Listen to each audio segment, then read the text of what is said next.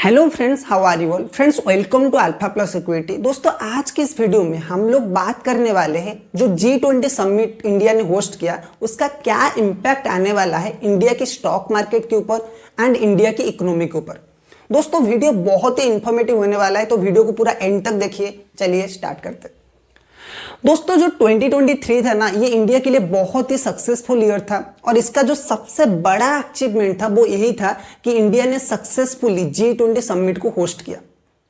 जो 18th G20 summit हो रहा था वो इंडिया में हो रहा था और वो सितंबर 9 एंड 10 इन दोनों डेट को होने वाला था दिल्ली पे।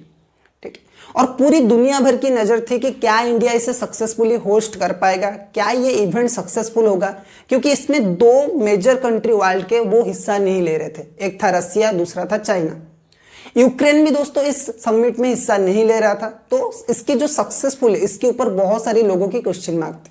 लेकिन दोस्तों, इंडिया ने सबको रॉन्ग प्रूव किया है। चाहे आप प्रेजेंटेशन की बात कर लीजिए, चाहे आप सिक्योरिटी की बात कर लीजिए, चाहे आप कल्चरल इवेंट्स की बात कर लीजिए, या फिर बात करिए डिसीजन मेकिंग की, इन सब केस में इंडिया ने अपने आप को आउट परफॉर्म किया है।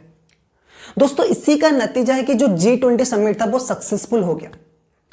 दोस्तों, अब बात करते हैं कि G20 का सक्सेसफुल होना इंडियन इकोनॉमी के लिए कैसे फायदेमंद है, इंडियन स्टॉक मार्केट को इससे क्या बेनिफिट मिलेगा और कौन कौन सी जो सेक्टर है वो ग्रो करने वाले हैं फ्यूचर में।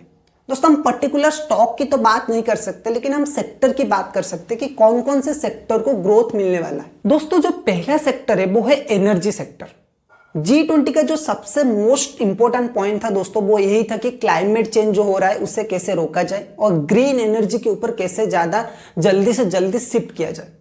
दोस्तों, जितने भी कंट्रीज ने इसमें पार्टिसिपेट किया था सबने इसी के ऊपर सीरियसनेस जताया और सबने यही सोचा कि कैसे जल्दी से जल्दी हम क्या कर सकते हैं, ग्रीन एनर्जी को शिफ्ट हो सकते हैं।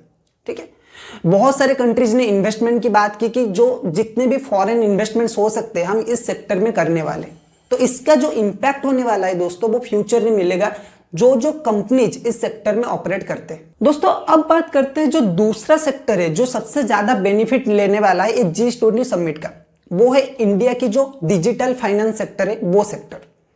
इंडिया ने G20 समिट के साथ साथ अपनी जो यूपीआई सिस्टम है वो पूरी दुनिया भर में प्रेजेंट किया, क्योंकि ऐसा कोई सिस्टम अभी भी फिलहाल दुनिया में कहीं पे भी एग्जिस्ट नहीं करता है। सक्सेसफुली इंडिया के पास एक ऐसा सिस्टम है जो कि इतना लार्ज स्केल पे पेमेंट वगैरह कर पाता है। तो जो यूपीआई है दोस्तों, इसने इंडिया को बहुत ज्यादा, इंडिया की मोनोपोली है इसमें और इंडिया ने पूरी दुनिया के सामने इसको प्रेजेंट किया। बहुत सारी कंट्री ने दोस्तों है जो कि यूपीआई को अडॉप्ट करना चाहते हैं और इस बारे में भी बात हुई वहां पे। ठीक है, तो इससे फायदा क्या होगा दोस्तों, जो पूरी अगर दूसरे कंट्रीज इसको अडॉप्ट करते हैं तो जो इंडियन कंपनीज है जो यूपीआई के थ्रू फाइनेंशियल सर्विसेज प्रोवाइड करते हैं उन्हें बहुत ज्यादा बेनिफिट मिलने वाला है। तो ये सेक्टर फ्यूचर में बहुत ज्यादा ग्रो करेगा। ठीक है, इसीलिए दोस्तों रिलायंस ने अपनी जो जियो फाइनेंशियल सर्विस है उसको डीमर्ज करके एक सेपरेट कंपनी भी बनाया था, क्योंकि इसकी फ्यूचर डेवलपमेंट बहुत ज्यादा है। ठीक है, अब दोस्तों बात करते हैं जो तीसरा सेक्टर सबसे ज्यादा इंपैक्ट में आने वाला है और जिसे सबसे ज्यादा बेनिफिट मिलने वाला है, वो है इंडियन इंफ्रास्ट्रक्चरल सेक्टर।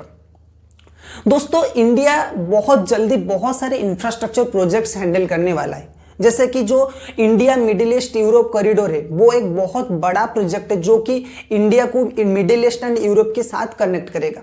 तो वो सेक्टर बहुत ज्यादा ग्रो करने वाला है। तो वो अगर वो प्रोजेक्ट बनता है तो जो जो कंपनीज इंडियन इंफ्रास्ट्रक्चर सेक्टर में काम कर रहे हैं उनमें से किसी को प्रोजेक्ट मिलेगा तो वहां पे इंडियन इंफ्रास्ट्रक्चर सेक्टर ग्रो करने वाला है।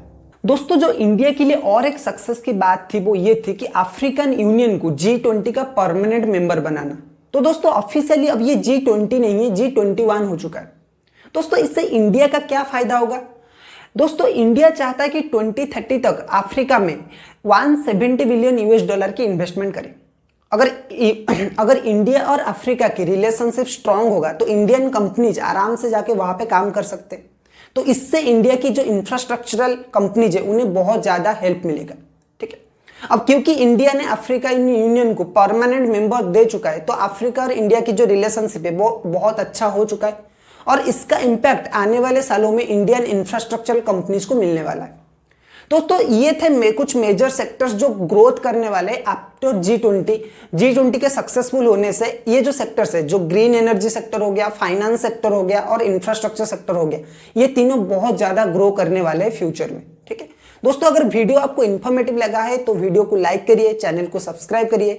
ऐसे ही इन्फॉर्मेटिव वीडियो के साथ हम फिर मिलेंगे। Till then keep learning, keep investing.